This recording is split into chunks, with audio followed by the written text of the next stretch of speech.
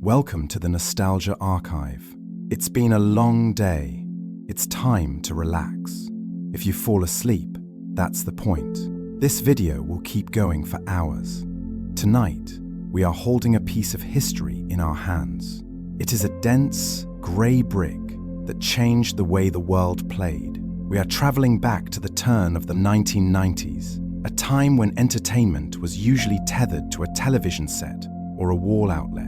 It was an era of acid-washed denim, Saturday morning cartoons, and the quiet revolution of pocket-sized technology. Close your eyes and imagine sitting in the backseat of a moving car, the hum of the engine beneath you, clutching a device that felt substantial, durable, and miraculously personal. The air smells of new electronics and old upholstery. This is the story of the Nintendo Game Boy, a machine that turns solitude into adventure. Number 1 begins with the grey monolith.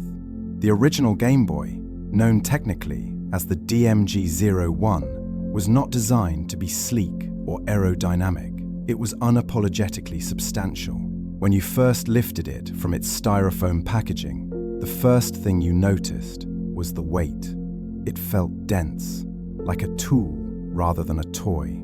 The plastic was a specific shade of industrial off-white, cooler than beige but warmer than steel, with a texture that was slightly matte, providing a grip that never slipped, even during intense moments.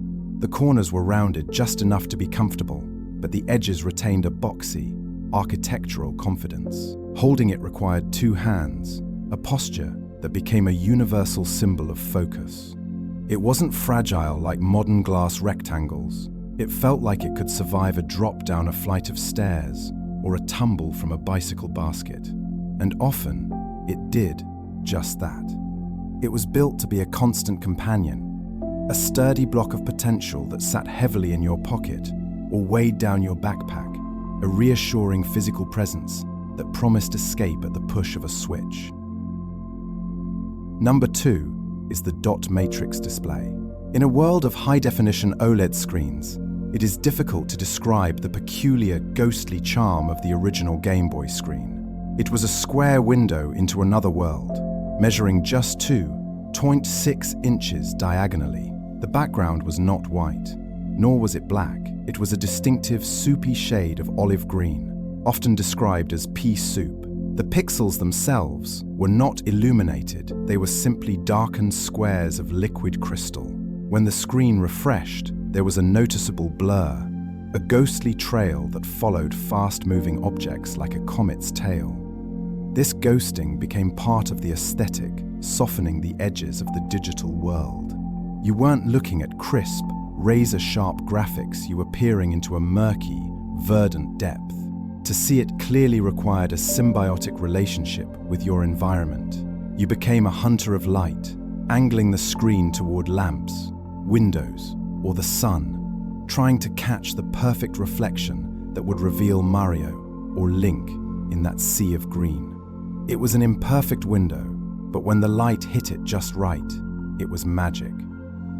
Number 3 is the ritual of the boot sequence. Every session with the Game Boy began with the same sacred ceremony. You would slide the power switch at the top of the unit to the right with a firm, mechanical click. Instantly, a red LED light on the left side of the screen would glow, a small beacon of battery life. Then, you waited. A black bar would slowly scroll down from the top of the olive screen. If the cartridge was inserted correctly, that black bar would transform into the Nintendo logo. And then you heard it, the bing. It was a 2-note chime, high and crisp, a digital bell signaling that the connection was made, the software was valid, and the world was ready. That sound is etched into the auditory memory of millions. It was a sound of success. If you only saw a solid black bar that didn't transform, or if the logo was a garbled mess of broken pixels, you knew the connection had failed. But when you heard that chime, a wave of dopamine was released. It was the sound of the door locking behind you, shutting out the real world. Number 4 is the Tetris pack-in. It is impossible to separate the history of the Game Boy from the history of Tetris. When the system launched in North America, it didn't just come with a game, it came with an obsession. The cartridge was grey, the label was purple, and the game was infinite. Nintendo made the strategic decision to bundle this puzzle game with the hardware, a move that positioned the device not just for children, but for adults, business travelers, and anyone with a few minutes to spare. The game was abstract and hypnotic. There were no enemies to shoot, only order to create from chaos. The music, specifically Type A, based on a Russian folk song, became the soundtrack of the early 90s. It was a tinny, repetitive, yet deeply soothing melody that burrowed into your subconscious. You would see the falling tetraminos in your sleep. The connection between the hardware and this specific software was so profound that for many, the Game Boy was simply the Tetris machine. It taught us the satisfying rhythm of clearing lines, the anxiety of the looming tower, and the zen-like state of flow that could make a 4-hour flight feel like 10 minutes. Number 5 is the hunger for AA batteries. The lifeblood of the Game Boy was a quartet of AA batteries. To play was to be constantly aware of your power reserves. The battery compartment on the back was accessed by a flimsy plastic tab that often broke, but inside lay the 4 slots that demanded distinct orientation: positive up, negative down. The original unit promised roughly 15 to 30 hours of play, which felt like an eternity until it wasn't. As the batteries began to die, the experience changed. The sound would begin to distort, the speaker crackling with static. The contrast on the screen would fade, forcing you to dial the wheel on the side frantically. But the most stressful indicator was the red power LED. As the voltage dropped, that bright ruby light would dim, fading to a weak, dying ember. This created a profound sense of urgency. You had to reach a save point. You had to finish the level. It led to a domestic scavenging hunt, stealing batteries from television remotes, wall clocks, and smoke detectors, just to squeeze out one more hour of gaming before the screen went blank. Number 6 is the contrast dial. Located on the right side of the unit, just above the volume wheel, sat a small serrated dial known as the contrast adjustment. This was not a set it and forget it feature, it was a control you manipulated constantly, like focusing a pair of binoculars. Because the screen had no backlight, the visibility of the pixels depended entirely on the ambient light of the room and the angle of the device. If you moved from the living room to the darker hallway, the screen would turn into a muddy, unreadable square. You would instinctively run your thumb over that textured wheel, rolling it up or down to darken the pixels against the green background. Finding the sweet spot was a tactile skill every owner developed. There was a specific friction to the wheel, a resistance that allowed for micro-adjustments. Sometimes, you would accidentally bump it, turning the screen completely black or entirely blank, inducing a split second of panic that the system had died, only to realize it was just a matter of tuning the shadow back into existence. Number 7 is the stereo headphones. While the Game Boy featured a single mono speaker in the bottom right corner, a speaker that was surprisingly loud and easily muffled by the palm of your hand, the true auditory experience was unlocked via the 3.5mm headphone jack on the bottom. The system was capable of stereo sound, a feature that felt incredibly luxurious for a handheld toy. When you plugged in the included headphones, or a pair of large foam-padded cans from your Walkman, the world expanded. The simple chiptune music separated into distinct channels. The bass felt deeper, the arpeggios swirled around your head. It created a private soundscape that further isolated you from your surroundings.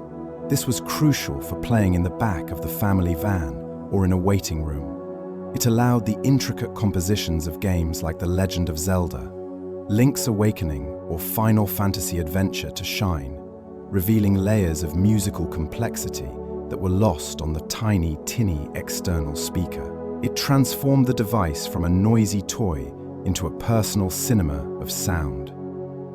Number 8 is the dust covers. Every Game Boy game cartridge came with a small, translucent plastic case known as a dust cover or clamshell. These cases were an essential part of the ecosystem, designed to protect the exposed copper contacts at the bottom of the cartridge from dirt and lint. There was a very specific, satisfying snap when you closed a game inside one of these cases. They were slightly frosted, allowing you to see the label art of the game inside, but blurring it just enough to make it look like a preserved artifact. Collecting these cases became a secondary hobby. You would stack them in neat piles or line them up on a shelf like a miniature library. However, over time, these cases had a habit of disappearing. They were left on tables, lost under sofas, or traded away and forgotten. Finding a loose cartridge in the wild with its original dust cover still intact today feels like finding a complete archaeological specimen, a testament to a previous owner who cared deeply about preservation and order. Number 9 is the philosophy of lateral thinking. The Game Boy was the brainchild of Gunpei Yokoi, a legendary Nintendo designer who adhered to a philosophy he called lateral thinking with withered technology. This concept is the spiritual core of the Game Boy's existence. Yokoi believed that using cutting-edge, expensive technology was not necessary to create fun. Instead, he argued for using cheap, readily available, and well-understood technology like the monochrome calculator screen and simple processors in novel and creative ways. This philosophy is why the Game Boy had a black and white screen, while competitors like the Sega Game Gear and Atari Lynx had color. By using withered technology, the Game Boy was affordable, durable, and most importantly, battery efficient. It didn't need to be the most powerful machine, it just needed to be the most reliable and the most fun. This restraint, this embrace of limitations, gave the system its unique character. It forced developers to be creative with art styles and music, leading to an aesthetic that is timeless rather than dated. Number 10 is the streetlight rhythm. For the generation that grew up with the original Game Boy, night travel in a car created a very specific, shared memory. Because the device had no backlight, playing it after sunset was a logistical challenge. If you were sitting in the back seat of a car, driving down a highway at night, you could not see the screen. You were at the mercy of the outside world. You would hold the Game Boy up high, angling it toward the window. You would wait for the rhythmic whoosh of a passing streetlight. For a fleeting second, the orange sodium glow of the street lamp would flood the car, illuminating the screen. You had that single second to see where Mario was, to make a jump, or to check your inventory. Then, darkness would return. You would play in these staccato bursts of visibility. Light, move, dark, wait, light, jump, dark. It was a frustrating, yet mesmerizing way to play, syncing your gameplay to the velocity of the car and the infrastructure of the passing road. Number 11 is the link cable. In an age before Wi-Fi and Bluetooth, multiplayer gaming required a physical tether. The Game Boy link cable was a thick grey wire that looked more like industrial equipment than a toy accessory. To connect with a friend was a deliberate, intimate act. You had to sit close to one another, restricted by the short length of the cord, creating a small, private circle of competition. The cable plugged into the side of the unit with a heavy, substantial friction. It was the lifeline that allowed Tetris blocks to be sent as garbage to your opponent's screen, or later, for Pokémon to travel between worlds. There was a specific anxiety associated with this cable if someone pulled away too quickly in frustration, or if the cord was jostled, the connection would sever, the transaction would fail, and the progress would be lost. This wire turned the solitary experience of the Game Boy into a shared ritual. It was a literal bridge between two islands, a tangible representation of friendship and rivalry that forced you to look your opponent in the eye while you defeated them. Number 12 is the cartridge blow. It is perhaps the most universal, yet technically incorrect, ritual in the history of electronics. When a game refused to load, when the Nintendo logo appeared as a scrambled block of black pixels, instinct took over.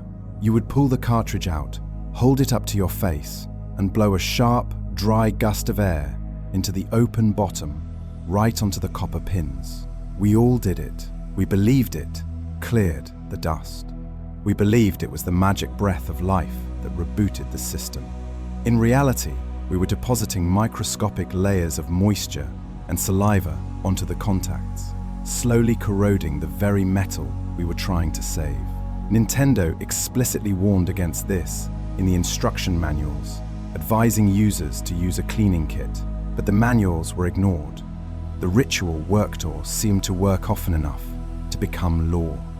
It was a superstition born of desperation, a quick fix for a complex machine, a moment where we tried to use the analog force of our own lungs to repair the digital world. Number 13 is Super Mario Land. Launch titles define a console, and Super Mario Land was a strange, fever dream interpretation of the Mushroom Kingdom. It felt familiar, yet distinctly alien, directed by the Game Boy's creator, Gunpei Yokoi, rather than Mario's father, Shigeru Miyamoto. The game possessed a bizarre, slightly off-kilter atmosphere. The Koopa Troopas didn't have shells you could kick, they exploded like small bombs. The setting was not the Mushroom Kingdom, but Sarazaland, a world inspired by Egypt and the Easter Islands. The music, composed by Hirokazu Tanaka, was chipper but lacked the symphonic swing of the NES titles. The graphics were tiny, the physics were floaty, and Mario himself was just a collection of a few dozen pixels. Yet, for millions, this was Mario.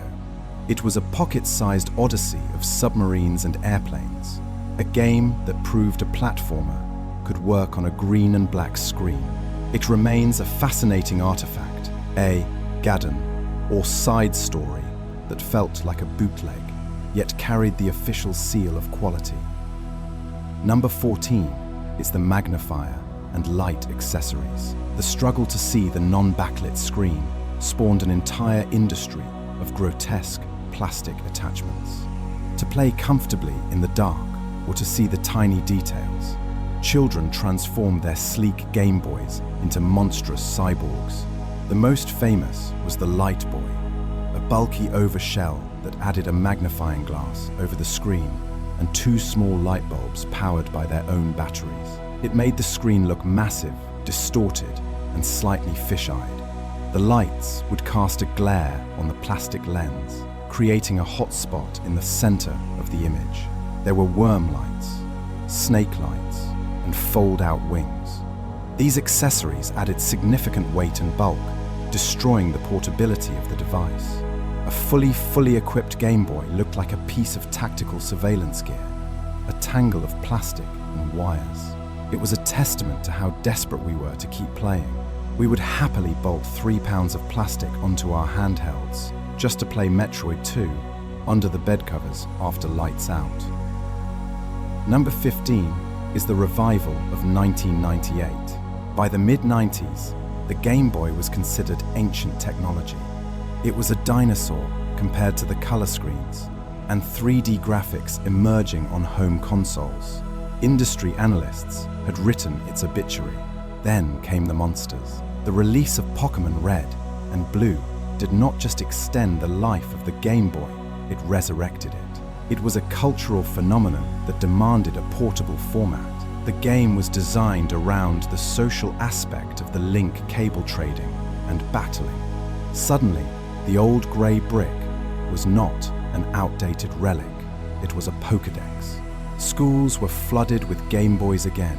It proved that gameplay and social connection mattered more than graphical fidelity. This second wind was unprecedented in hardware history. The system went from being on its deathbed to being the hottest item in the world, nearly a decade after its launch. It was a perfect storm of software saving hardware, granting the Game Boy a lifespan that defied all logic of the tech industry. Number 16 is the Game Boy camera. In 1998, Nintendo turned the Game Boy into the world's smallest digital camera. It was a bulky cartridge with a swiveling eye on top that projected a view of the world in 4 shades of grey. The resolution was 128 by 112 pixels, grainy, dithered, and beautifully lo-fi. It didn't take photos that looked like reality. It took photos that looked like memories of a dream. The interface was surprisingly deep, filled with bizarre stamp art and unsettling music. There was a sense of eerie surrealism to the software, including a run menu option that featured faces with scribbled eyes and ominous messages like, "Who are you running from?"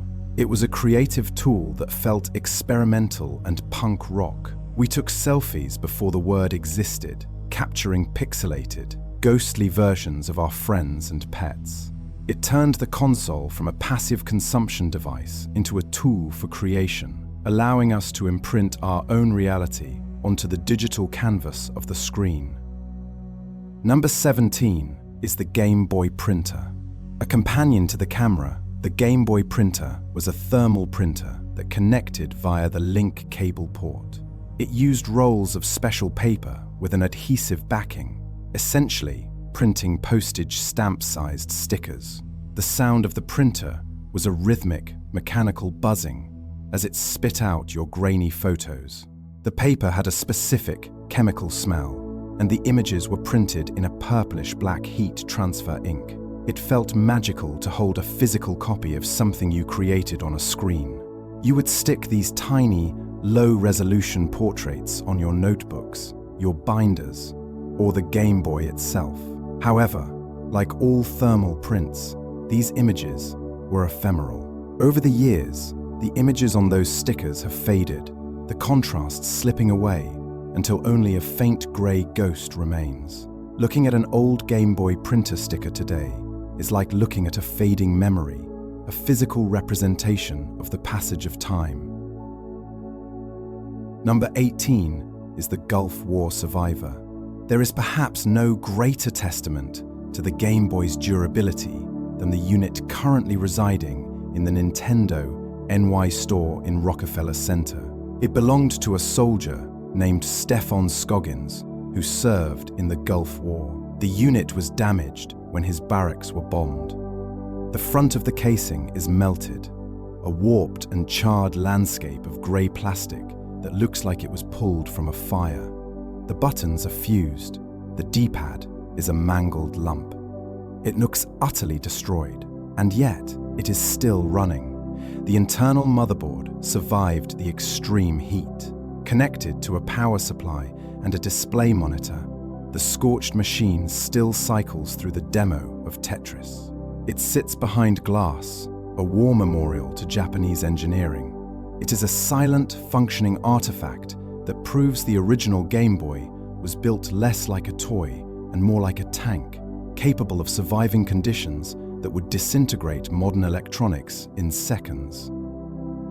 Number 19 is the Game Boy Pocket. In 1996, Nintendo finally refined the form factor. The Game Boy Pocket was a sleek, slimmed-down iteration that shed the bulk of the original grey brick. It came in various colors, but the silver version felt particularly futuristic. The biggest change, however, was the screen.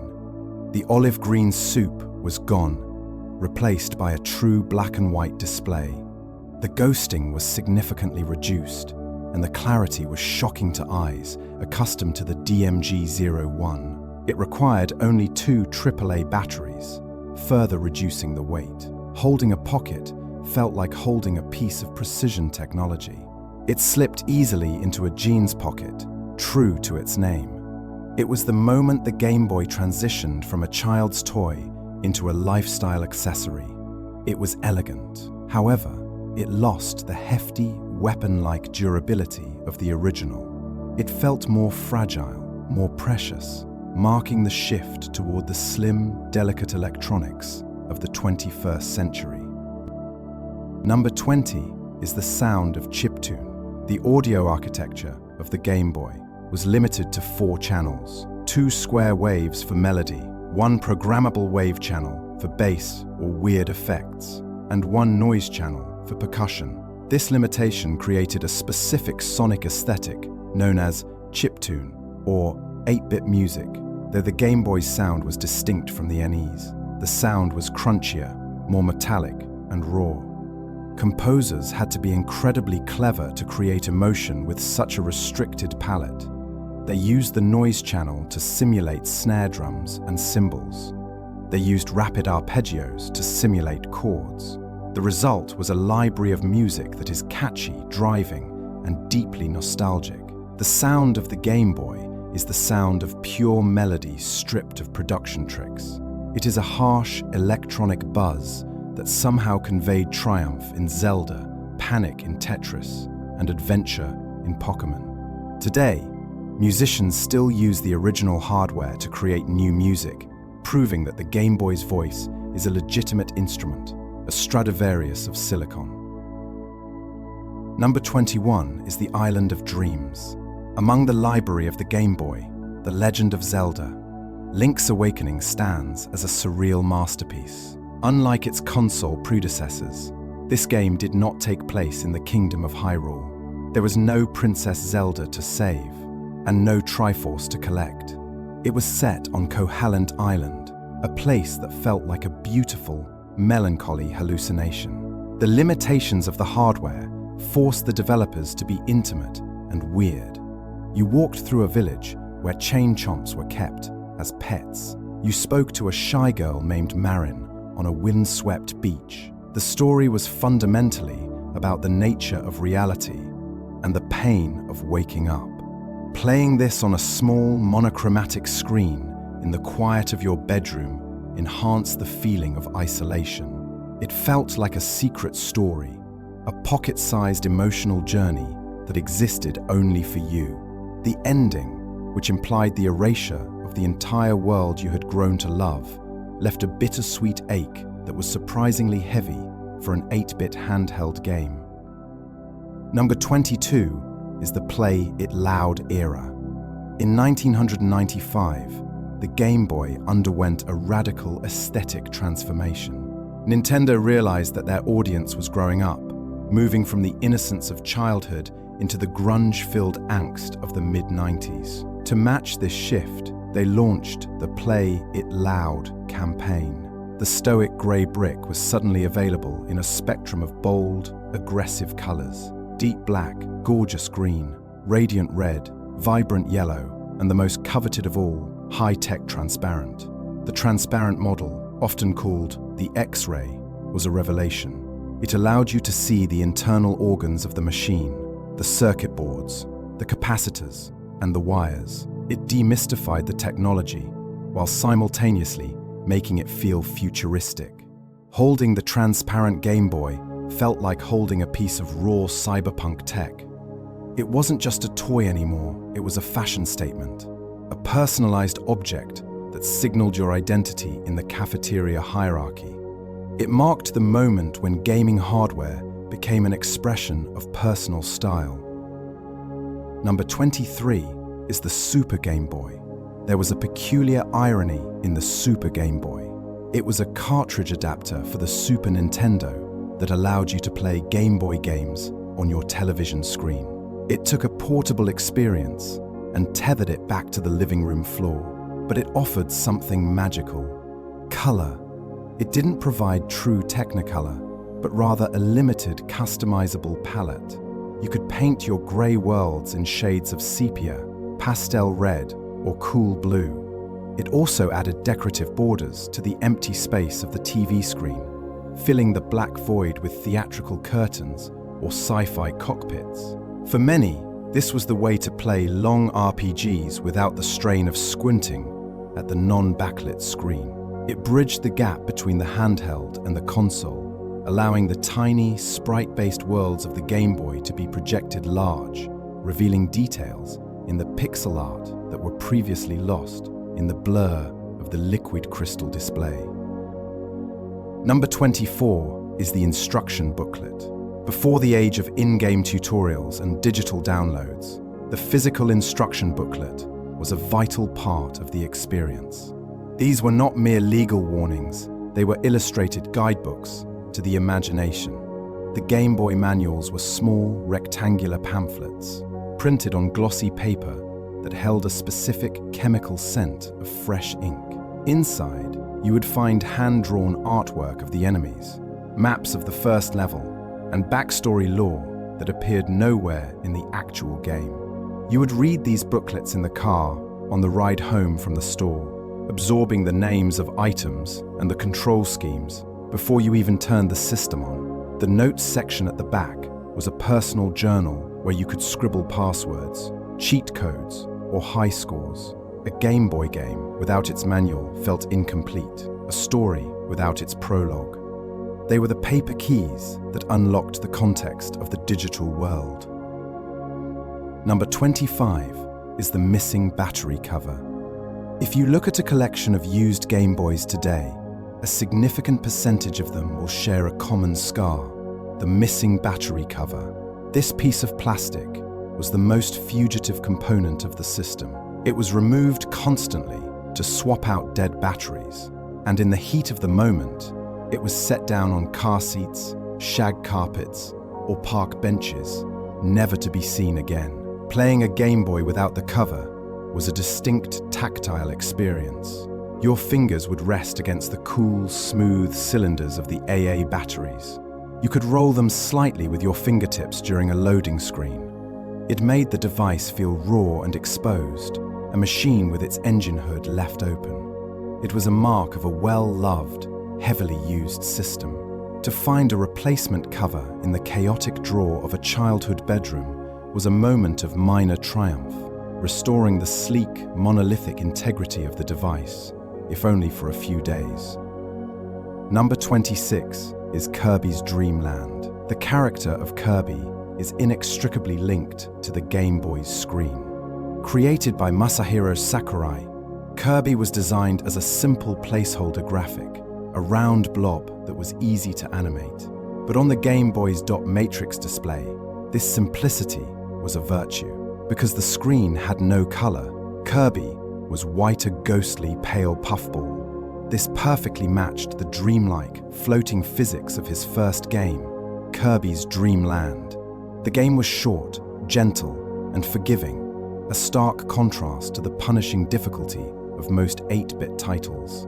The world was soft, the trees had eyes, the clouds smiled, and the music was a bouncy, flute-heavy march that felt like a nursery rhyme. It was a game that felt like a lullaby, holding the grey brick and guiding this floating marshmallow through a world of grayscale whimsy was a soothing, therapeutic experience that helped define the cozy side of the handheld's identity. Number 27 is the Game Genie. For the player who hit a wall, the Game Genie was the ultimate skeleton key. It was a bizarre, unauthorized contraption that looked like a black plastic parasite. You plugged the Game Genie into the Game Boy and then plugged your game cartridge into the Game Genie, creating a towering, unstable stack of hardware that stuck out of the top of the unit by several inches. It came with a tiny booklet of code's cryptic strings of letters and numbers that rewrote the laws of the universe. Infinite lives, moon jumps, invincibility. Entering these codes felt like hacking the Matrix, but it came with a cost. The device was finicky bump it, and the game would freeze.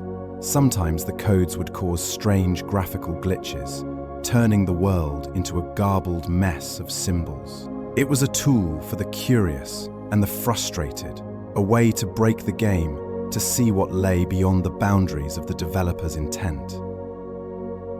Number 28 is the nylon carrying case. As the Game Boy was a travel companion, it required luggage. The licensed carrying cases of the early 90s were marvels of organization. They were usually made of black or grey nylon, thick and durable, often emblazoned with a neon Game Boy logo. Inside, they were lined with hard, high-density foam or plastic trays with custom-molded slots. There was a slot for the system, slots for 4 or 6 game cartridges, a loop for the link cable, and a mesh pocket for spare batteries. Opening this case was like opening a toolbox or a sniper's briefcase. It smelled of synthetic fabric and manufacturing glue. Everything had its place. The zipper was heavy and loud. For a child, packing this case before a family vacation was a serious ritual of preparation. It was the go bag for the digital explorer, ensuring that no matter where the physical body went, the mind had access to the worlds contained within those grey cartridges. Number 29 is the tactile buttons. The control interface of the original Game Boy is a masterclass in haptic feedback. The A and B buttons were convex, made of a hard, maroon plastic that clicked with a satisfying snap. They were responsive and quick, but the start and select buttons were different. They were made of a soft, grey rubber, shaped like pills and set at an angle. Pressing them required a deeper, more deliberate push. They didn't click, they squished.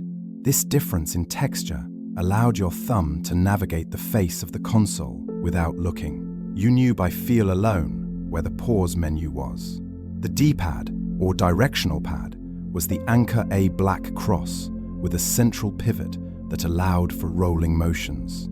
Over years of use, the plastic of the D-pad would polish to a high shine from the friction of the thumb, and the rubber membranes beneath the buttons would soften, making the controls feel broken in like a good pair of leather boots. Number 30 is the multi-cart bootleg. If you visited a flea market, a swap meet, or a holiday destination abroad in the 90s, you might have encountered the mythical multi-cart. These were unauthorized cartridges, often with poorly printed labels reading 100 in 1 or 50 in 1. They were objects of mystery. When you plugged them in, you were greeted not by a polished title screen, but by a crude text menu list. The promise of 100 games was usually a lie. It was often 5 or 10 games repeated with different names or starting at different levels. Super Mario might be listed as Fancy Plumber or simply Jump Man. Yet, there was a thrill in the discovery. These carts often contained obscure Japanese titles that were never released in your region, or strange hacks where sprites were swapped. They were the dusty, forbidden tomes of the Game Boy library, offering a quantity over quality experience that felt like digging through a bargain bin of digital oddities. Number 31 begins with the atmosphere of Senior 388. Metroid 2, Return of Samus, was a masterclass in atmospheric horror on a screen smaller than a playing card. While other games were bright and bouncy, this title was oppressive and claustrophobic. The lack of color worked in its favor, rendering the alien caverns in stark, high-contrast shadows. The background was a void of black pixels, making the world feel subterranean and endless. There was no map to guide you, only a counter in the corner of the screen ticking down the number of Metroids remaining in the ecosystem. The silence was as important as the music. The game would often strip away the melody, leaving only the sound of Samus's footsteps and the ambient hum of the alien world. Playing this game in the backseat of a car at night, illuminated only by passing streetlights, created a profound sense of isolation. You weren't just playing a game, you were exploring a hostile depth, feeling a genuine sense of dread whenever the upbeat music shifted to the frantic, dissonant alarm of a Metroid encounter. Number 32 is the volume wheel. Situated on the right side of the unit, below the contrast dial, was the volume control. It was identical in texture to the contrast wheel, a small, serrated plastic disc that you rolled with your thumb. However, it had a secret mechanical feature, the click. When you rolled the wheel all the way down to mute the system, you would feel a subtle, tactile notch. It was a physical confirmation of silence. This was crucial for playing in forbidden places, under the desk at school, or in bed when you were supposed to be asleep.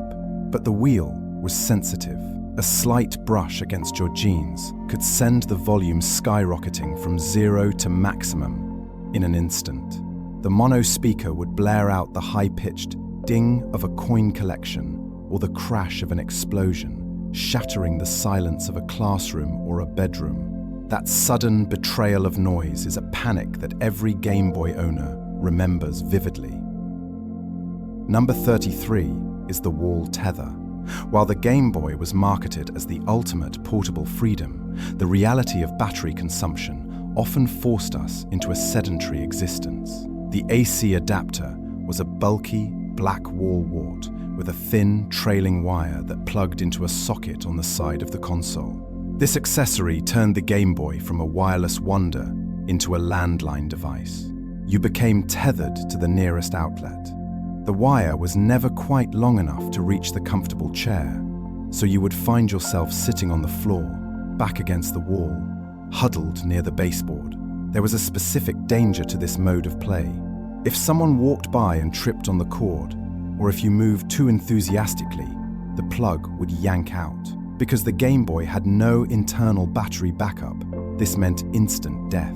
The screen would go black, the power LED would die, and your unsaved progress in Zelda or Pokemon would vanish into the ether, a casualty of the physical connection. Number 34 is the deception of Donkey Kong. In 1994, Nintendo released a game simply titled Donkey Kong. It appeared to be a straightforward port of the original 1981 arcade cabinet. The first 4 levels were familiar. You jumped barrels, climbed ladders, and saved Pauline. It felt like a simple nostalgia trip. But then, after you beat the 4th level, the game didn't end. The end screen crumbled away. The music changed, and the game revealed its true nature. It opened up into a sprawling puzzle platforming adventure with nearly 100 new levels. It was a Trojan horse of a game. It introduced new mechanics. Mario could now do a handstand, a backflip, and catch hammers. It was a revelation for players who expected a 10-minute diversion and instead found a 30-hour epic. This specific cartridge is remembered fondly as one of the greatest pleasant surprises in gaming history, a secret masterpiece hidden behind a humble title. Number 35 is the soft reset. In the pre-internet era, knowledge was passed down through schoolyard whispers and playground rumors. One of the most vital pieces of secret knowledge was the soft reset. This was a button combination not always listed clearly in the manuals. By pressing A, B, start, and select simultaneously, the game would instantly reboot, sending you back to the title screen without the need to flick the power switch off and on. It was a tactile, undo button.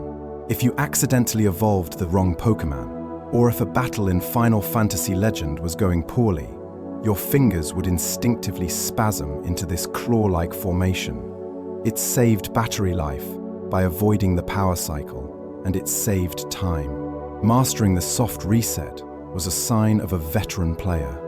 It became a reflex, a muscle memory that allowed you to scrub away mistakes and retry scenarios with the speed of a thought. Number 36 is Pokemon Pinball. In 1999, Nintendo released a cartridge that physically mutated the Game Boy. Pokemon Pinball did not fit flush with the top of the system. It had a large bulbous growth on the top end, housing a single AAA battery. This was the Rumble Pack. For the first time, the Game Boy could fight back.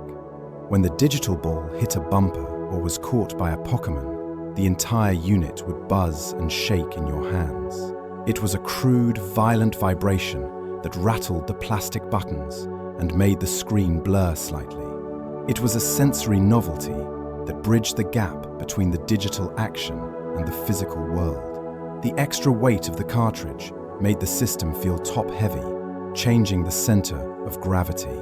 The constant buzzing devoured batteries at an alarming rate, but the feeling of holding a living, reacting machine was worth the cost. It remains one of the most unique physical formats in the handheld's history. Number 37 is the sun damage warning. The liquid crystal display of the Game Boy was a marvel of chemistry, but it was also fragile. There was a pervasive fear, reinforced by warnings in the manual, about leaving the device in direct sunlight. We were told that the sun was the enemy. If you left your Game Boy on a windowsill or on a car seat on a hot summer day, the heat would cook the screen. The liquid crystals would react, and a spreading, amorphous black blob would appear in the center of the display, like a digital bruise. This was screen cancer. Sometimes, if you were lucky and moved it to the shade immediately, the blob would recede as the unit cooled, the pixels returning to their olive state. But often, the damage was permanent. It was a lesson in responsibility. We learned that our technology was sensitive to the environment, that it needed to be protected from the elements, just like a living thing. Number 38 is the Player's Choice ribbon. As the Game Boy library grew, Nintendo introduced a budget line for its best-selling titles. These boxes were marked with a distinctive gold ribbon and the Player's Choice seal. For a kid with a limited allowance, this gold ribbon was a beacon of hope. It meant the game was affordable, usually significantly cheaper than a new release, but it also served as a badge of quality. If a game had that ribbon, you knew it was a classic. It was a safe bet. Games like Super Mario Land 2, 6 golden coins, and Tetris adorned with this ribbon were staples of every collection. The packaging design changed slightly, but the cartridge inside was identical. Owning a Player's Choice copy didn't carry the stigma of buying a generic product, rather, it felt like you were buying into a Hall of Fame. It allowed late adopters to catch up on the history of the system without breaking the bank. Number 39 is the Tetris Rockets. For the dedicated players of Tetris, the game offered a secret reward sequence that became the stuff of legend. If you completed Type A mode and achieved a high enough score, you were treated to a cutscene of a rocket taking off. The size and grandeur of the rocket depended on your score. A modest performance earned you a small, bottle rocket-style missile, but a truly high score, that unlocked the space shuttle. And the maximum score revealed the Buran, the massive Russian spacecraft, lifting off into the starry 8-bit sky, accompanied by a triumphant fanfare. To see the big rocket was the ultimate status symbol. Kids would pause the game at that exact moment and run to show their parents or siblings the screen before the battery died. It was a digital trophy, a fleeting animation that validated hours of stacking blocks. It gave a narrative purpose to an abstract puzzle. You weren't just clearing lines, you were fueling a launch. Number 40 is the bezel branding. Surrounding the small, square screen of the original Game Boy was a frame of dark grey plastic known as the bezel. It was a protective shield, but it was also a canvas for branding. At the top, in a futuristic, italicized font, were the words "Dot Matrix" with stereo sound. It was a bold, technical claim printed right on the face of the device. At the bottom was the Nintendo Game Boy logo, written in that familiar, rounded typeface. As you played, your eyes would inevitably drift to these words. They were burned into your periphery. The phrase, "Dot Matrix" with stereo sound, became a mantra, a piece of technical jargon that most children didn't fully understand, but accepted as a promise of quality.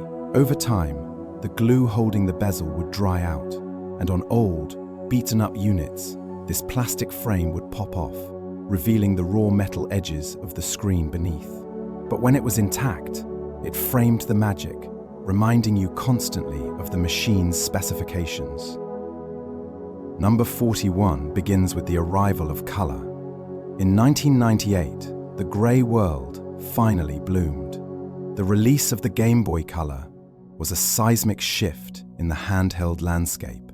It retained the familiar vertical form factor, but the body was slightly curved, friendlier, and the screen was capable of displaying up to 56 colors simultaneously from a palette of thousands. This was not the washed-out, ghosting blur of the past. It was sharp and vibrant. The defining feature, however, was the bulge at the bottom of the battery compartment, necessary to house the AA batteries in a slightly more compact shell. The games themselves changed physically. We moved from the standard grey cartridges to the translucent clear cartridges for Game Boy Color exclusive titles, and the solid black cartridges for games that were backward compatible. Seeing that Color logo illuminate on the screen for the first time felt like stepping from Kansas into Oz. It was the moment the portable world caught up with the imagination, allowing us to see the red of Mario's cap and the blue of the water without having to pretend. Number 42 is the tragedy of the save battery. Hidden inside the plastic shell of your favorite RPG cartridges, Pokémon, Zelda, Final Fantasy ticked a silent, invisible clock. These games used a volatile memory that required a constant stream of power to retain your save files. This power came from a CR2025 coin cell battery soldered directly to the circuit board. We played in blissful ignorance of this mortality. We poured hundreds of hours into leveling up monsters and solving puzzles, believing our progress was etched in stone. But the battery had a lifespan of roughly 15 years. One day, you would turn on the game to revisit your childhood, only to find the continue option missing. The file was gone, deleted not by malice, but by the slow, chemical exhaustion of a battery. It is a specific, melancholy kind of loss that defines retro gaming, the realization that these digital worlds were biodegradable, ephemeral experiences that required life support to exist. Number 43 is the official cleaning kit. In the pantheon of accessories, the Nintendo Game Boy cleaning kit was the most utilitarian. It looked like a medical instrument. It consisted of a long, flat grey plastic wand. At one end, there was a rectangular slot that held a replaceable white felt pad. You would insert this wand into the cartridge slot of the Game Boy, moving it up and down to scrub the internal pins. The kit also came with a smaller tool for cleaning the cartridges themselves. The ritual involved a small bottle of isopropyl alcohol. The smell of that alcohol is a potent nostalgia trigger. It smelled of sterility and repair. Using the cleaning kit felt like performing surgery on the machine. You were the doctor, ensuring the pathways were clear. Pulling the wand out and seeing the white felt stained with grey dust and grime was oddly satisfying, a visible confirmation that you had exorcised a dirt demon that was preventing your game from loading. Number 44 is the voice of Pikachu. In 1999, the Game Boy did something that startled an entire generation. It spoke. When Pokémon Yellow Special Pikachu Edition was released, it pushed the audio capabilities of the Z80 processor to its absolute breaking point. When you started the game, you didn't just hear a synthesized beep, you heard a grainy, digitized voice cry out, "Pika Pika!" It was the voice of the anime voice actress, Ikyu Otani, crushed down into a few kilobytes of data. It sounded rough, like a radio transmission from deep space, but it was unmistakably human. It broke the fourth wall. Until that moment, the Game Boy had been a mute instrument of chirps and buzzes. To hear a recognized character's voice come out of that tiny mono speaker was a moment of technical wizardry that made the creature on the screen feel alive. It transformed the device from a game console into a habitat. Number 45 is the Only for Triangle. Marketing in the 90s relied heavily on box art, and there was one symbol that commanded respect, the Only for Triangle. Located in the top right or left corner of the box, this golden or red triangle declared exclusivity. Only for Game Boy, it was a badge of honor. It meant that this experience could not be found on the Sega Game Gear, the Atari Lynx, or the home console. It was a promise that the game was designed specifically for the quirks and limitations of this hardware. It wasn't a watered-down port of a Super Nintendo game. It was a bespoke creation. Seeing that triangle gave you a sense of belonging to a club. You held the exclusive ticket. Titles like Metroid 2nd and Link's Awakening bore this mark, reinforcing the idea that the Game Boy was not just a secondary accessory to the television, but a primary platform with its own unique ecosystem of masterpieces. Number 46 is the hand cramp. The ergonomics of the Game Boy were iconic, but they were not exactly comfortable for extended sessions. The device was a vertical slab. To hold it, your hands had to grip the sides while your thumbs worked the face buttons. Over time, this led to a very specific physical ailment known as Game Boy claw. After 3 or 4 hours of intense Tetris or Mario, your fingers would lock into a curled position. The corners of the unit would dig into the soft flesh of your palms, leaving red, indented marks. The muscles at the base of your thumb would ache with a dull, throbbing rhythm. Yet, we played through the pain. The discomfort was part of the experience, a physical toll paid for digital glory. We would pause the game, shake out our hands, crack our knuckles, and immediately dive back in. That ache is remembered now, not as pain, but as a symptom of dedication. Number 47 is the link cable caps. The Game Boy Link cable was a robust piece of equipment, but it came with 2 tiny, fugitive components: the plastic end caps. When you bought a new cable, the connectors were protected by small, translucent plastic covers attached to the main wire by flimsy, thin strips of plastic. They were designed to protect the pins when the cable wasn't in use. However, these strips were notoriously weak. Within weeks of ownership, the stress of twisting and pulling would snap the plastic tether. The caps would fall off, roll under the couch, or vanish into the abyss of a messy drawer. A link cable with its cap still attached is a rarity, a sign of extreme care. For most of us, the exposed metal connectors became the standard look, a battle-hardened wire that had lost its protective armor in the chaos of the playground. Number 48 is Kirby Tilt N Tumble. In 2001, Nintendo released a cartridge that asked the player to move their entire body. Kirby Tilt N Tumble was a translucent pink cartridge that contained a microscopic accelerometer. This was years before the Wii or the iPhone. To control Kirby, you didn't press the D-pad, you physically tilted the Game Boy itself. If you tipped the unit forward, Kirby rolled forward. If you jerked it up, he jumped.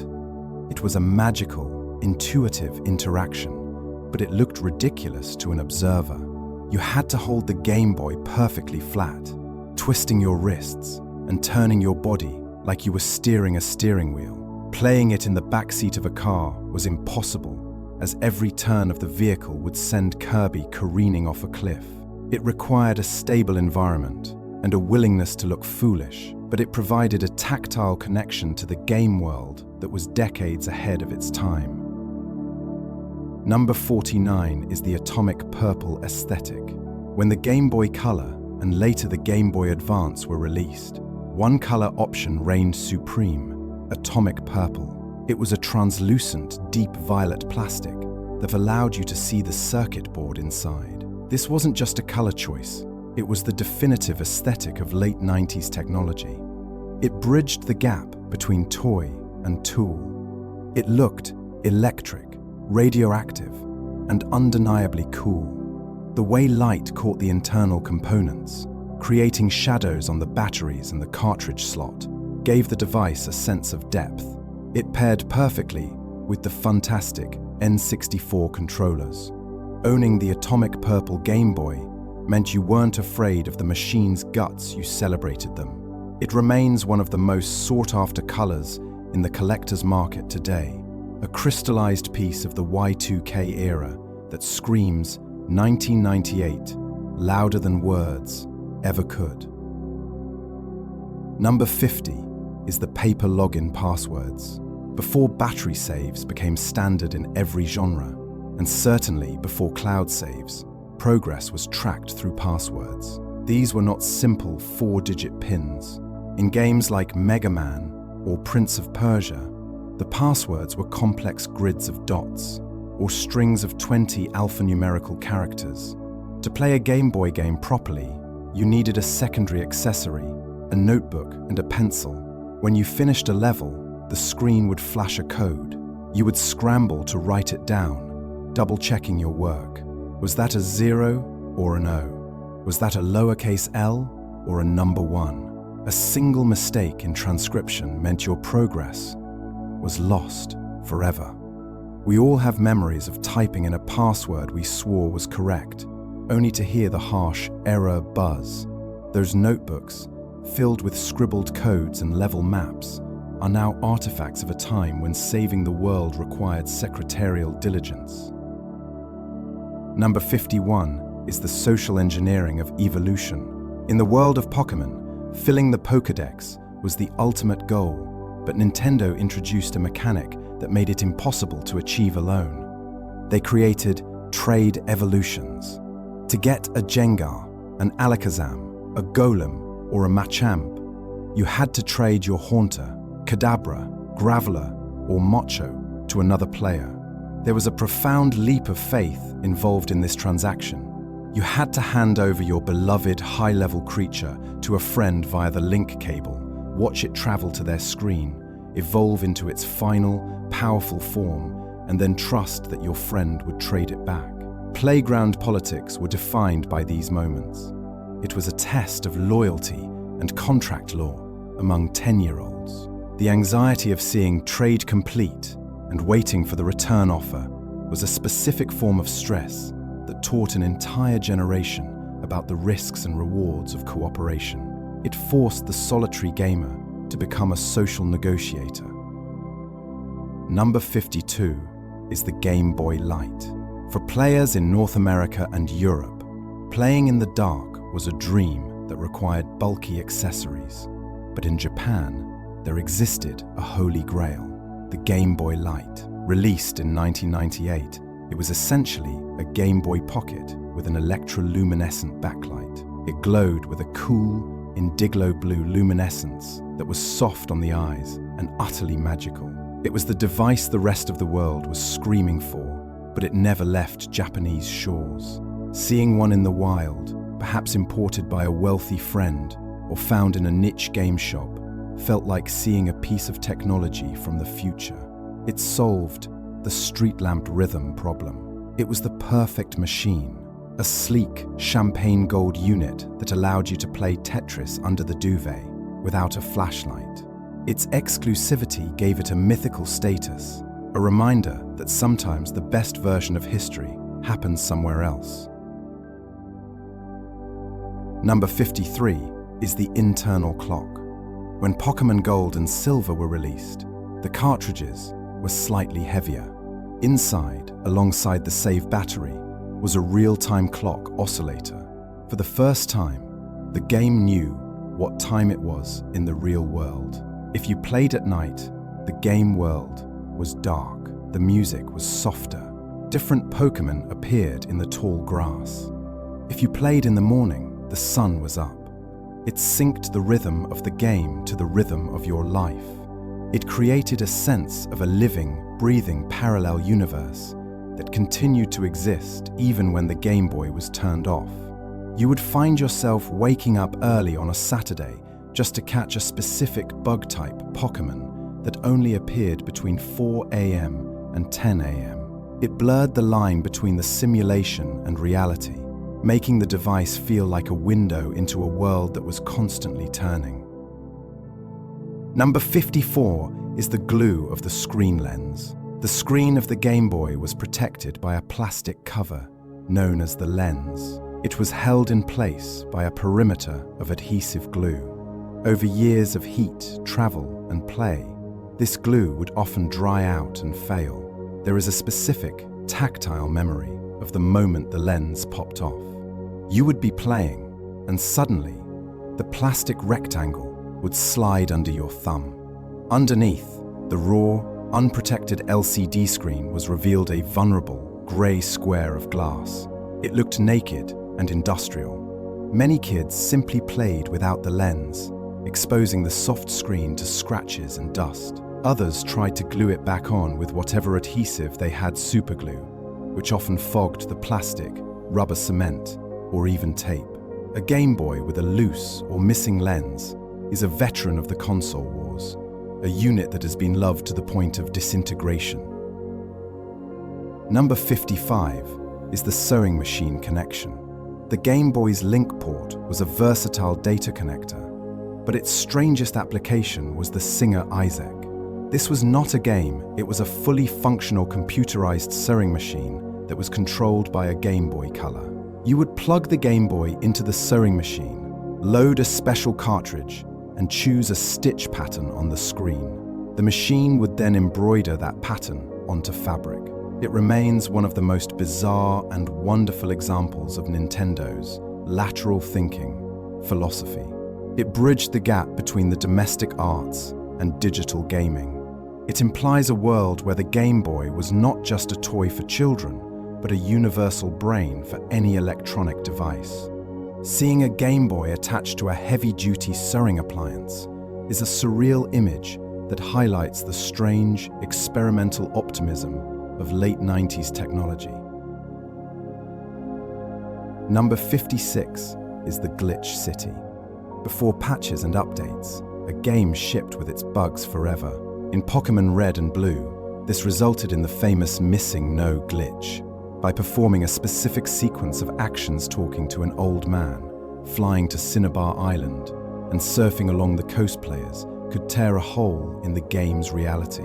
You would encounter a garbled block of pixels, a glitch Pokémon that shouldn't exist. Catching it or defeating it would duplicate the 6th item in your inventory 128 times. It was the ultimate schoolyard secret. It felt dangerous, like you were hacking the game. The screen would scramble, the Hall of Fame would be corrupted, and the game's logic would fracture. It was a look behind the curtain, a reminder that this world was made of code, and that the code could be broken. It was a digital ghost story that we all experienced firsthand. Number 57 is the third-party battery pack. Because the Game Boy had an insatiable appetite for AA batteries, an entire industry of rechargeable battery packs emerged. These were not elegant. They were often massive, protruding lumps of plastic that clipped onto the back of the system, doubling its thickness and weight. They usually had a belt clip, making the Game Boy look like a piece of construction equipment. You would plug the pack into the wall overnight to charge it. Over time, these NiCad batteries would degrade. They would hold a charge for 4 hours, then 2, then 20 minutes. They would get hot during use, warming your palms. Eventually, they became dead weight, but we kept them attached because we had lost the original battery cover years ago. They were the ugly, necessary tumors of portable gaming, a testament to our desperate need to keep playing without bankrupting our parents on Duracells. Number 58 is the rumble of the drill. In 2005, Game Freak, the creators of Pokémon, released a platformer called Drill Dozer for the Game Boy Advance. Like Pokémon Pinball before it, the cartridge contained a built-in rumble motor. The game was about a girl in a robotic drilling mech. Every time you drilled through a wall or an enemy, the cartridge would vibrate violently. The genius was in the integration.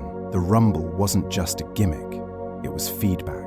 You could feel the density of the material you were drilling. Soft dirt hummed, hard metal shook the device. It gave the 2D sprites a sense of physical weight and resistance. It was a sensory illusion. Your hands felt the destruction. It remains a cult classic, a game that physically communicated with the player, turning the handheld into a jackhammer for the fingers.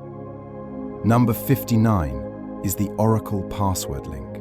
In 2001, Nintendo released two Zelda games simultaneously, Oracle of Ages and Oracle of Seasons. They were distinct adventures, but they were linked by a secret system. After beating one game, you received a complex password to input into the other. This wasn't just a save transfer, it changed the world. Characters you met in Seasons would remember you in Ages. Plot points would resolve. You would unlock the true ending. It was a narrative magic trick. It rewarded the dedicated player who owned both games, or had a friend who did, with a sense of continuity that was rare in gaming. It made the two cartridges feel like two halves of a single ancient tome. Inputting that long string of characters was a ritual of binding, weaving two separate timelines into one cohesive legend. Number 60 is the start of the Advance. In 2001, the Game Boy era technically ended, or rather, it evolved. The Game Boy Advance arrived. It broke the golden rule of the design. It was horizontal. The controls flanked the screen rather than sitting below it. It felt like a console controller, comfortable and wide. The graphics jumped from 8-bit to 32-bit. Suddenly, we were holding a Super Nintendo in our pockets. The sound was rich, the colors were deep, and the shoulder buttons, L and R, added a new layer of complexity. Yet, despite the leap in power, it lacked a backlight. We were still hunters of the sun, tilting the new purple landscape toward the window. It was the bridge between the old world and the new, retaining the spirit of the Game Boy while abandoning the vertical brick shape that had defined the 90s. It was the beginning of the modern era of handhelds. Number 61 is the clamshell revolution. In 2003, Nintendo solved the two greatest problems of portable gaming with a single hinge. The Game Boy Advance SP Special Project was a marvel of industrial design. It folded in half like a compact mirror, protecting the screen from scratches without the need for a carrying case. Closing it produced a definitive, authoritative snap that signaled the end of a session. But the true revolution was the light. For the first time, the screen was illuminated. The original model, the AG001, used a front light technology that washed the screen in a cool, bluish glow. It wasn't perfect, but it was a miracle. You could play under the bed covers. You could play in the car at night without waiting for streetlights. It changed the posture of gaming. You no longer had to hunch toward a lamp. The SP was sleek, painted in metallic silver, blue, or red, and it felt like a sophisticated gadget, a piece of adult technology that fit perfectly in the pocket of a business suit or a pair of cargo shorts. Number 62 is the solar sensor. Hideo Kojima, the mastermind behind Metal Gear, created one of the most unique cartridges in the Game Boy's history, Boktai. The sun is in your hand. The cartridge was physically distinct. It was made of a translucent plastic and featured a large, protruding sensor on the top. This sensor detected real-world sunlight. To charge your in-game weapon, the Gun del Sol, you had to physically go outside and stand in the sun. If you played at night or indoors, your ammunition was scarce, and you had to rely on stealth. It forced the player to interact with the natural world. Clouds, time of day, and the angle of the sun became gameplay mechanics. It was a brilliant inversion of the stereotype that gamers were basement dwellers. It demanded that you breathe fresh air, turning the Game Boy from a device of isolation into a tool of solar exploration. Number 63 is the infrared window. If you look at the top edge of a Game Boy Color, you will see a small, dark red, almost black plastic rectangle. This was the infrared port. It was a feature that was largely underutilized, a piece of dormant technology on millions of units. However, for Pokémon Gold and Silver players, it was the gateway to the mystery gift. By aligning the IR ports of two Game Boys literally touching the tops together, you could exchange data without a cable. It felt like a secret handshake. It was a finicky process, the alignment had to be perfect, and the lighting in the room couldn't be too bright or too dark. When it worked, it felt like magic, a wireless transmission years before Bluetooth became a household standard. For most other games, that dark window remained a mystery, a staring eye that saw nothing, waiting for a connection that rarely came. Number 64 is the e-reader. In the early 2000s, Nintendo released a bizarre peripheral that looked like a credit card scanner attached to the top of the Game Boy Advance. This was the e-reader. It used cards printed with dot codes, tiny, dense strips of data along the edge. You would swipe these cards through the slot, accompanied by a satisfying Z-zip sound. If the swipe speed was just right, the data would load. These cards could unlock mini-games, items in Animal Crossing, or even entire NES games. It was a bridge between the physical collectability of trading cards and the digital interaction of video games. The device was bulky, it stuck out awkwardly, and swiping the cards correctly was a skill that required patience. Yet, there was something undeniably cool about scanning in, a new level, a physical action that felt like loading a program into a cyberpunk deck. Number 65 is the Game Boy player. The symbiotic relationship between Nintendo's handhelds and home consoles reached its peak with the Game Boy player. This was not a cartridge, but a massive distinct platform that attached to the bottom of the Nintendo GameCube. It allowed you to play Game Boy Color, and Game Boy Advance games on your television. It was the successor to the Super Game Boy, but without the borders. Seeing the pixel art of Metroid Fusion or Golden Sun blown up to the size of a 27-inch CRT TV revealed the artistry of the sprite work. The colors popped. The sound thumped through the TV speakers. It validated the handheld library, proving that these small games were just as deep and visually rich as their big screen brothers. It turned the Game Boy cartridge into a universal key, unlocking content across the entire Nintendo ecosystem. Number 66 is the Game Boy Video.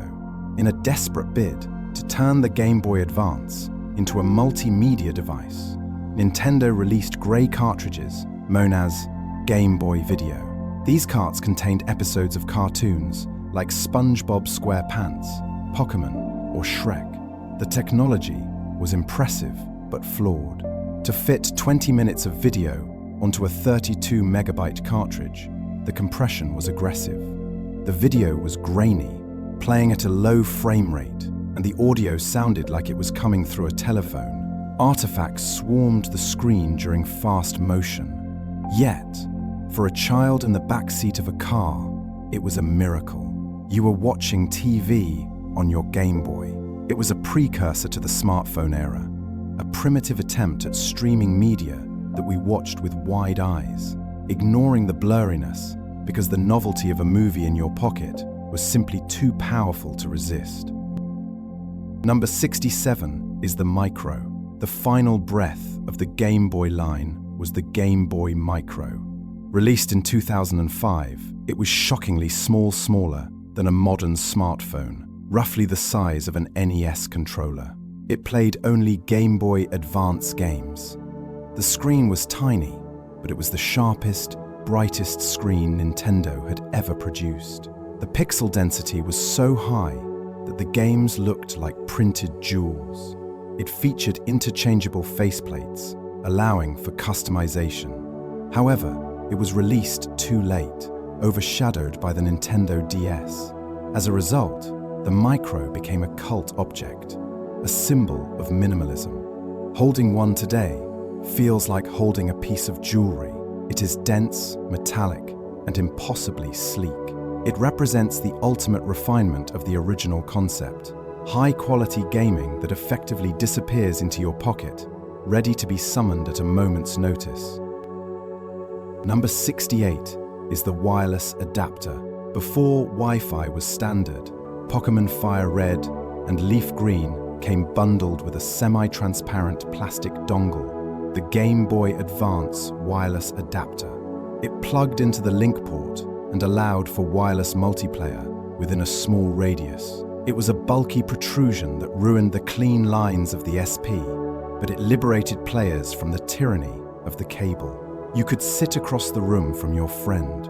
You could trade Pokémon without the risk of someone tripping over the wire. It introduced the Union Room, a virtual lobby where you could see the avatars of other players nearby.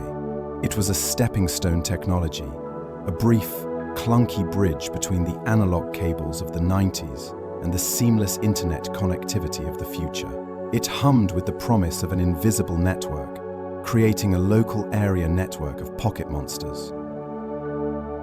Number 69 is the bootleg, glitch cartridges. Every Game Boy owner has a story about a cursed cartridge.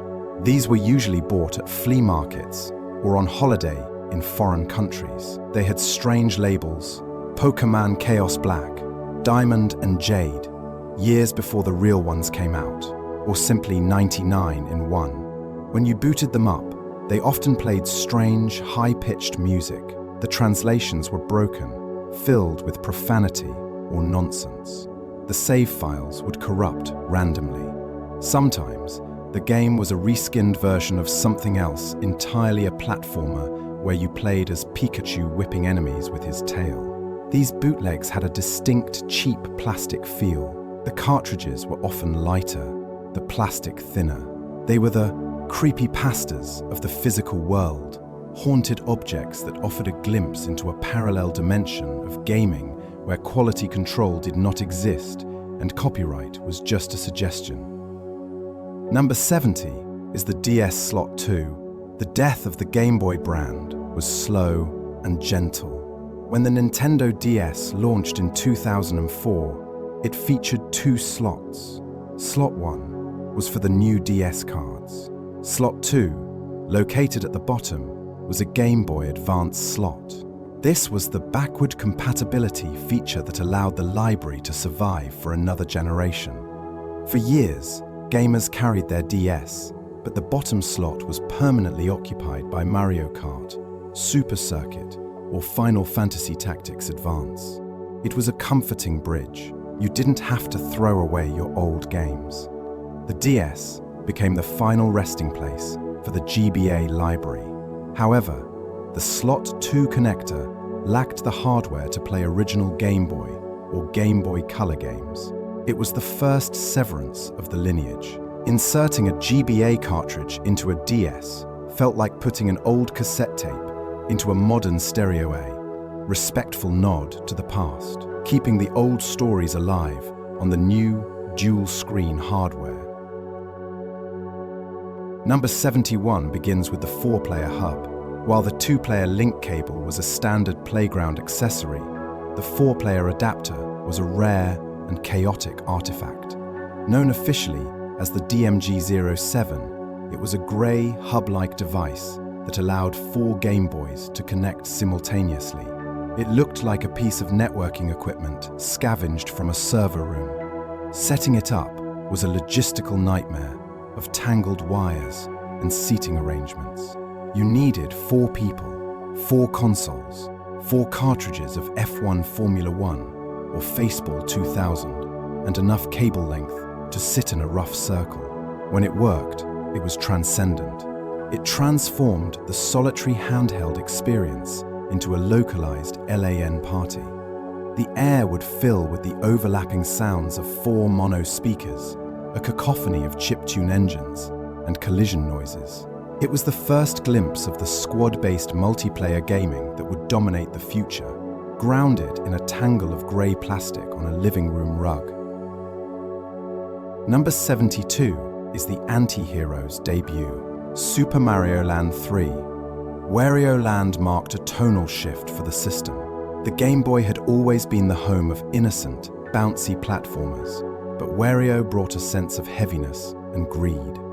Wario didn't just jump on enemies, he shoulder-checked them. He threw them. He broke blocks with brute force. The sprite work was chunkier, more detailed, and expressive. Wario's face, with his jagged mustache and manic grin, took up a significant portion of the screen. The game wasn't about saving a princess, it was about collecting coins to buy a castle. This avarice resonated with the playground economy. The sound design reflected this weight. The thud of Wario landing shook the tiny speaker. It was a game that allowed you to play as the villain, introducing a rougher, punk rock edge to the Nintendo library that felt perfectly at home on the gritty, monochrome screen. Number 73 is the Nyko worm light. Of all the lighting accessories, none is more iconic to the late 90s than the worm light. It was a translucent, squiggly tentacle of plastic that plugged into the link port of the Game Boy Color or Advance. At the top was a small, white LED bulb. It didn't magnify the screen, it simply cast a harsh, focused spotlight onto the glass. You could bend and twist the flexible neck to angle the light, but it always created a glare, a hot white reflection in the center of the screen that washed out the colors beneath. Despite the glare, it was essential. It was the only way to play Pokémon Silver in the backseat of a car without waiting for streetlights. The worm light drew power directly from the Game Boy, draining the batteries faster, but the trade-off was sight. It looked like a piece of bioorganic alien technology fused to your console, a glowing parasite that granted vision in the dark. Number 74 is the gameplay counselors. On the back of every Game Boy system and Game Box, there was a phone number. In the era before online walkthroughs and YouTube tutorials, this number was the lifeline to the Nintendo power line. If you were stuck in Link's Awakening, unable to find the next dungeon, you would ask your parents for permission to make the long-distance call. You would hold the phone to your ear, heart racing, waiting for a human voice. On the other end sat a gameplay counselor, a mythical figure who had a binder full of maps and secrets. Describing your location on a 2-inch monochrome screen to a stranger over the phone was an exercise in communication skills. "I'm by the rock that looks like a donut." When they gave you the solution, it felt like divine intervention. It was a human connection in a digital loop, a voice from the ether guiding you through the pixelated labyrinth. Number 75 is the missing headphone jack. The Game Boy Advance SP was a near-perfect system, but it committed one cardinal sin. It removed the standard headphone jack. To listen to your games in private, you needed a specific proprietary dongle that plugged into the charging port. This dongle was a small, flimsy piece of wire that was impossible to keep track of.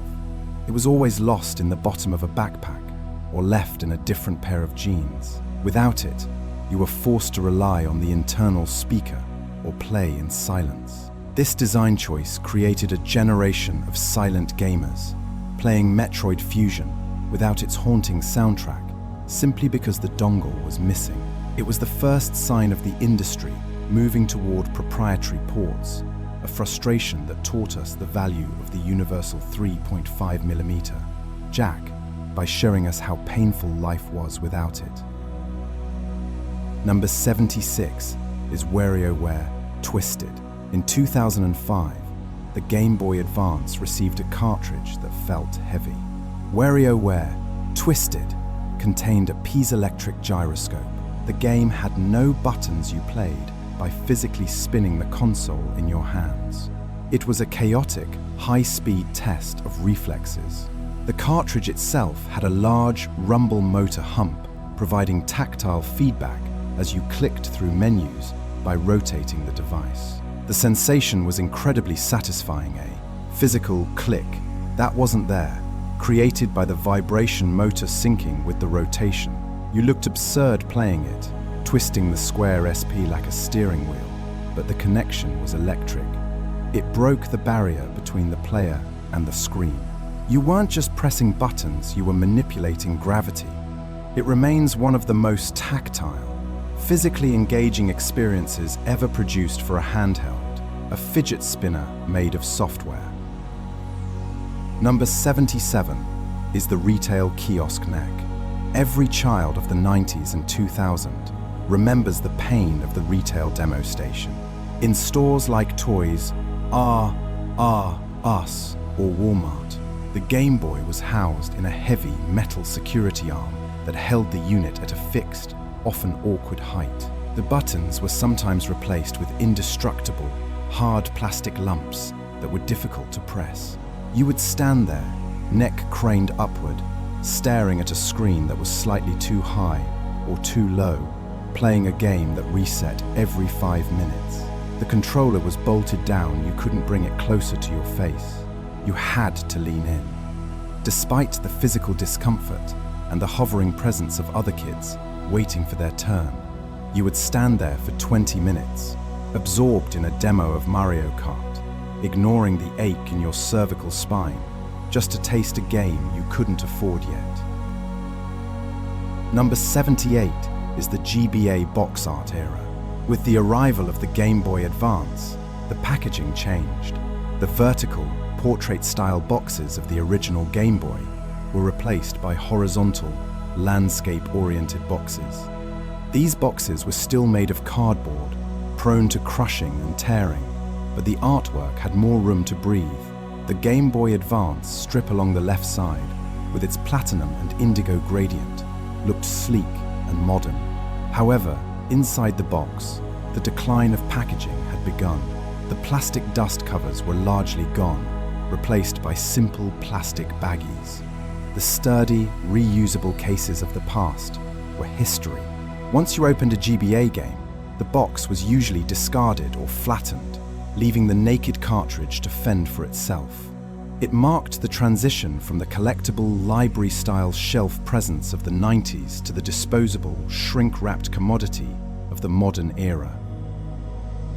Number 79 is the Golden Sun. If you want to understand the graphical peak of the Game Boy Advance, you look at Golden Sun. Released in 2001, it was an RPG that pushed the 32-bit hardware to its absolute limit. The battle scenes featured pseudo-3D graphics, with camera pans and scaling sprites that looked impossible on a handheld. When you cast a summon spell, the screen would explode in a cacophony of particle effects, transparencies, and lighting. It was a spectacle. The music, composed by Motoi Sakuraba, was orchestral and progressive, defying the tinny reputation of handheld audio. Holding the GBA and watching these grand screen-filling animations felt like holding a PlayStation in your hands.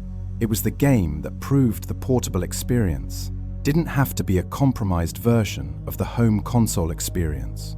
It could be just as epic, just as beautiful, and just as grand. Number 80 is the Lithium Shift. The Game Boy Advance SP introduced a feature that is now standard, but was revolutionary at the time: the internal, rechargeable lithium-ion battery. For the first time, we were freed from the tyranny of AA batteries. We no longer had to beg our parents for a pack of Duracells or scavenge from the TV remote. We simply plugged the system into the wall like a cell phone.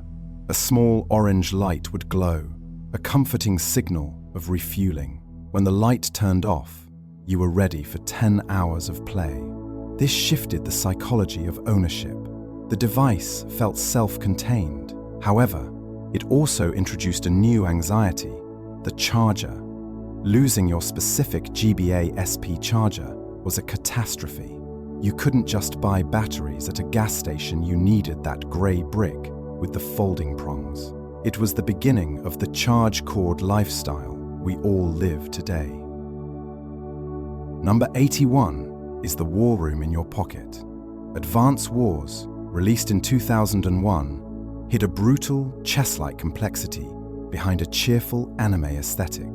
The tanks were cute and round, the soldiers looked like toys, and the commanding officers were colorful cartoons. But do not let the visuals fool you. This was a game of cold, hard calculation. Playing it required a different kind of focus. You would stare at the grid of the map for 10 minutes without pressing a button, calculating movement ranges and fuel costs. The music was a driving, militaristic march that became an earworm for the strategy-obsessed. It was a game that respected your intelligence, demanding you sacrifice units to win the war. The satisfaction of trapping an enemy neo-tank or capturing a city with a humble infantry unit provided a rush of tactical superiority that made you feel like a general commanding armies from the backseat of a minivan. Number 82 is the fighting game Miracle. Logic dictated that the Game Boy, with its 2 face buttons and limited processor, could not handle the complexity of a fighting game like Street Fighter II. Yet, developers found a way. Games like Street Fighter Alpha 3 on the Game Boy Advance were technical marvels. They managed to cram the fluid animations and complex combos of the arcade into a portable cartridge. The compromise was in the controls. You had to tap buttons for light attacks and hold them for heavy ones.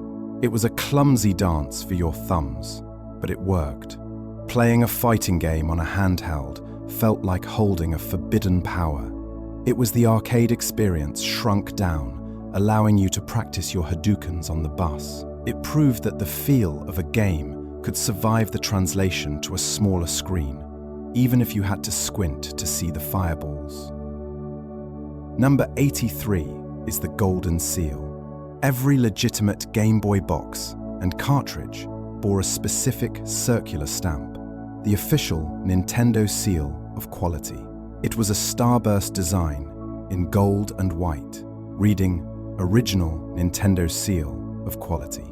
In the chaotic landscape of the 80s and 90s video game market, which had crashed previously due to a flood of terrible games, this seal was a shield. It was a promise. When you saw that gold stamp on the back of a box at the rental store, you felt a sense of safety. It meant the game wouldn't crash, usually, that it met a standard of construction, and that it was sanctioned by the powers that be. It was a marketing tool, yes, but for a child spending months of saved allowance, it was a vital assurance that they weren't buying a broken product. Number 84 is the Gothic Pocket. The Castlevania series found a second home on the Game Boy Advance, culminating in Area of Sorrow. These games brought a dark, gothic elegance to the handheld. The castle was rendered in lush, moody colors, deep purples, blood reds, and midnight blues. The sprites were surrounded by smooth, fluid animations that trailed like smoke. But the most striking element was the sound. The GBA's sound chip was often criticized for being tinny, but Castlevania pushed it to produce haunting, orchestral scores mixed with the crisp crack of a whip. Playing this game at night, illuminated by the SP's front light, created a dense atmosphere of dread. It was a mature experience, a pocket-sized symphony of vampires and demons that treated the handheld platform with the same artistic gravity as a home console. Number 85 is the Glacier aesthetic. When the original Game Boy Advance launched, one color stood out as the definitive look of the early 2000s Glacier. It was a translucent, icy blue plastic that was cloudy and cool to the touch.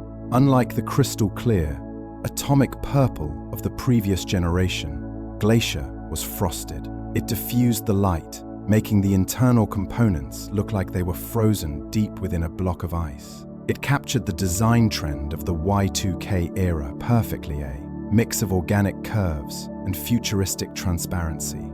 Holding a Glacier GBA felt like holding a piece of advanced medical equipment or a prop from a sci-fi movie. It didn't look like a toy, it looked like a device.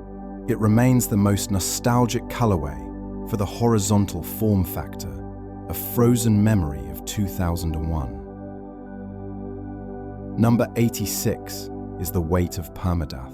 Fire Emblem arrived on Western Game Boys in 2003, bringing with it a mechanic that terrified players: permanent death.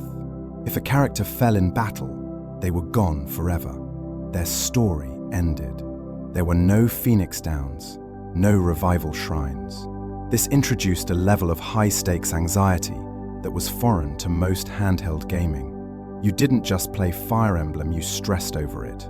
You would restart a 40-minute battle simply because a random arrow killed your favorite knight. It created a deep emotional bond between the player and the tiny sprites on the screen. You were their protector. The Game Boy, usually a source of relaxation, became a device of tension. Every move had to be perfect. The relief of finishing a mission with your entire team alive was a palpable, heavy exhale that no other game could replicate. Number 87 is The Lost Mother. For a specific subset of Game Boy fans, there is a gaping hole in history shaped like Mother 3. The sequel to Earthbound was released for the GBA in Japan in 2006, but never officially came to the West. However, the ghost of this game haunts the console's legacy. Dedicated fans created a high-quality translation patch, allowing English speakers to play it via flash cartridges. The game is a tragedy wrapped in bright colors, a story about grief and capitalism told through pixel art. Playing it on a Game Boy Advance feels like accessing a secret timeline, a forbidden artifact that we weren't supposed to see.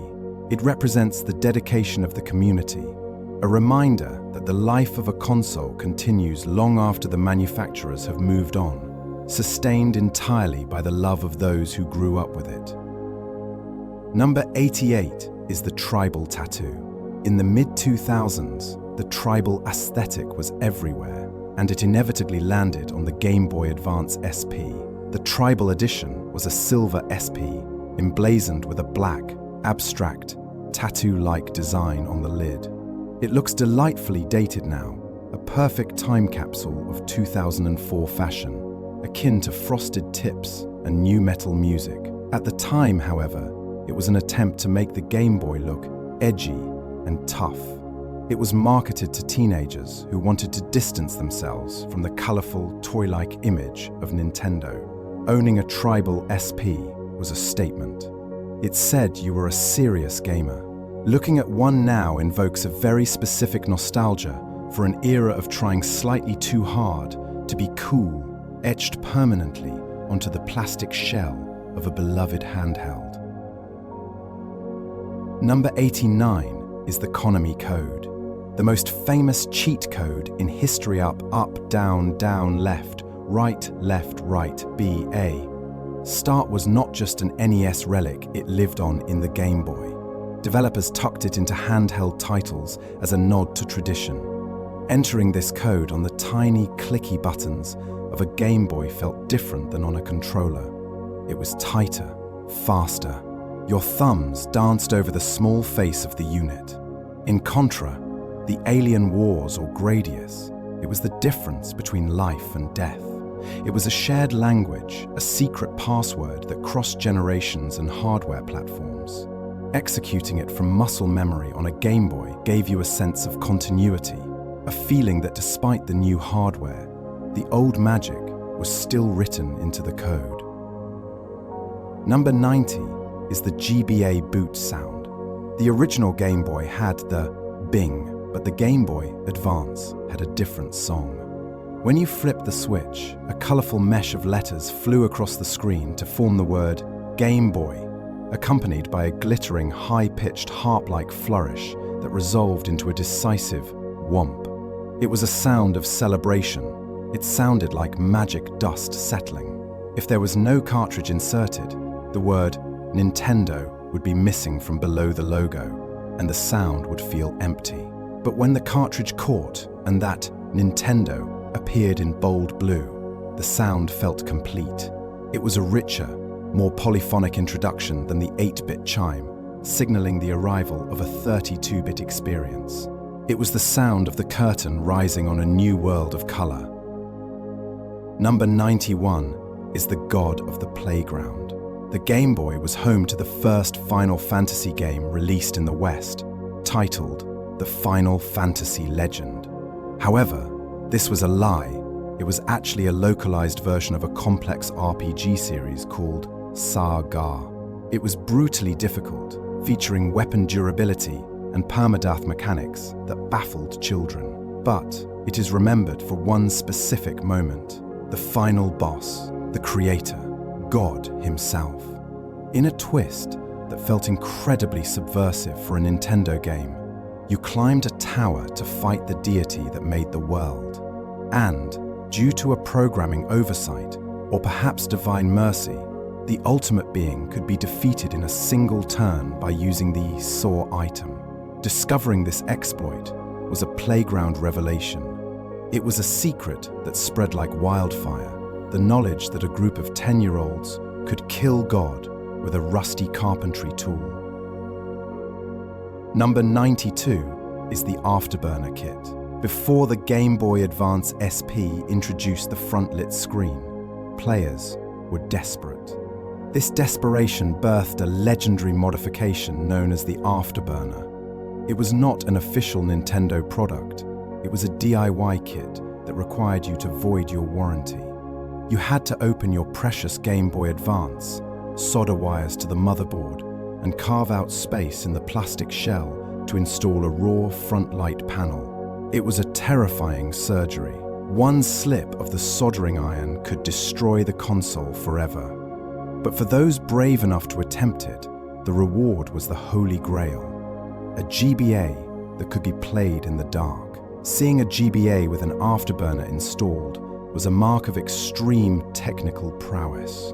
It was the hot rod of handhelds, a machine modified by risk and ingenuity to overcome its factory limitations. Number 93 is the distribution cartridge. There is a holy grail among Game Boy collectors that was never sold in stores. These are the event distribution cartridges, used by employees at Toys R Us or traveling Pokémon events. These grey or blue carts were the keys to the kingdom.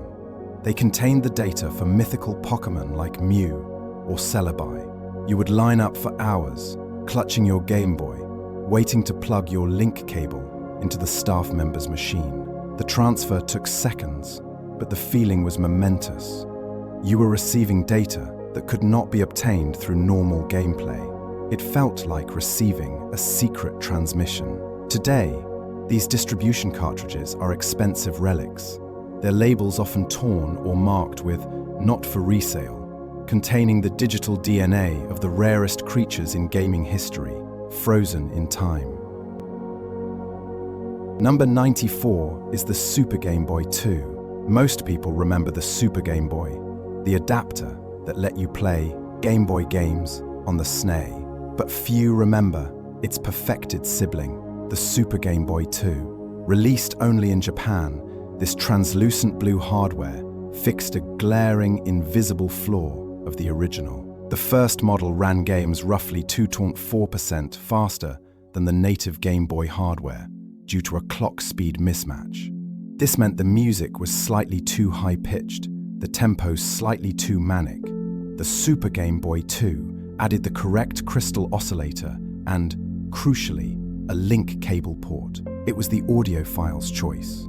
It represented the pursuit of perfection, a hardware revision made solely to ensure that the chiptune sounded exactly as the composer intended, correcting a mistake that most players never even noticed, but that haunted the purists. Number 95 is the classic NES series. In 2004, the Game Boy Advance became a nostalgia machine for a previous generation. Nintendo released the classic NES series, a line of cartridges that were grey, just like the original Game Boy games, but with a label design that mimicked the NES cartridges. They even released a special edition Game Boy Advance SP designed to look like an NES controller with red buttons and stripes, playing Super Mario Bros. Or The Legend of Zelda on this device felt like a matryoshka doll of memories playing 80s games on 00's hardware that was pretending to be 80s hardware. It was a meta-commentary on the industry's obsession with its own past. The cartridges were beautiful, miniature totems of history that allowed you to carry the foundation of the entire video game industry in your pocket. Number 96 is the rubber screw covers. If you own a Game Boy Advance SP, run your fingers over the face of the screen. Surrounding the illuminated display are 5 small, square rubber pads. They are usually grey or color-matched to the system. These are the screw covers. They serve a dual purpose. They hide the industrial screws that hold the shell together, and they provide a soft cushion when the clamshell is snapped shut, preventing the plastic from cracking against itself. Over 20 years, these rubber pads have a tendency to dry out, harden, or fall out entirely. A missing screw cover leaves a jagged industrial hole in the sleek design. Like the battery cover on the original Game Boy, these tiny squares of rubber are the first casualties of time, small pieces of the device's identity that are slowly eroded by the friction of use. Number 97 is the Workboy. In the early 90s, a peripheral was designed that could have changed the trajectory of the Game Boy, but it never hit the shelves. It was called the Workboy. It was a keyboard that connected to the Game Boy, turning it into a personal digital assistant with a calendar, address book, and currency converter. It was an ambitious attempt to turn a toy into a business tool for adults. Though it was cancelled, prototypes exist, and the software has been found. It represents the road not taken. It captures the immense optimism of the era, the belief that the Game Boy wasn't just a machine for Tetris, but a powerful computer that could run your life. Looking at images of the Workboy today evokes a sense of retrofuturism, a glimpse of a world where businessmen manage their stocks on a dot matrix Nintendo screen. Number 98 is the last breath. The Game Boy line did not end with a bang, but with a quiet, obscure whisper. The final official game released for the Game Boy Advance, and thus the entire Game Boy lineage, was a title released in 2008, long after the Nintendo DS had taken over. The game was Samurai Deeper Kaio in North America. It is a strange feeling to play this game. It is the period at the end of a sentence that began in 1989. By the time it came out, the Game Boy was a legacy platform, a ghost town. The game itself is not particularly memorable, but its existence marks the definitive boundary line. It is the final verified entry in a library of thousands, the last drop of code poured into the grey plastic vessel before the factory lights were turned off for good. Number 99 is the scent of fresh electronics. There is a sensory memory shared by everyone who owned a Game Boy, one that cannot be captured in screenshots or video. It is the smell of a new game. When you used your thumbnail to slit the cellophane on a new box and you pulled out the cardboard tray, a rush of air escaped.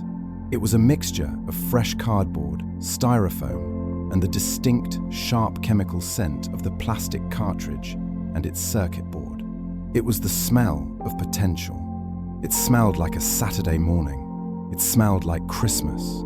That scent is gone now, replaced by the sterile plastic of DVD-style cases or the non-scent of digital downloads. But if you find a mint-condition box today and open it, that scent can transport you back 30 years in a single inhalation, triggering a rush of dopamine before the game even begins. Number 100 is the permanent save. We have reached the end of the archive. The Game Boy is no longer in production. The factories are silent. The support lines are dead. Yet, the device refuses to die. It lives on in drawers, in museums, and on desks. It lives on in the chiptune musicians who use it as an instrument. It lives on in the modders who give it new screens and batteries. The Game Boy was more than a toy. It was a companion. It was there in the car, in the hospital waiting room, under the blanket, and on the playground. It taught us patience, logic, and the value of a day battery. It was a grey brick that built our imaginations.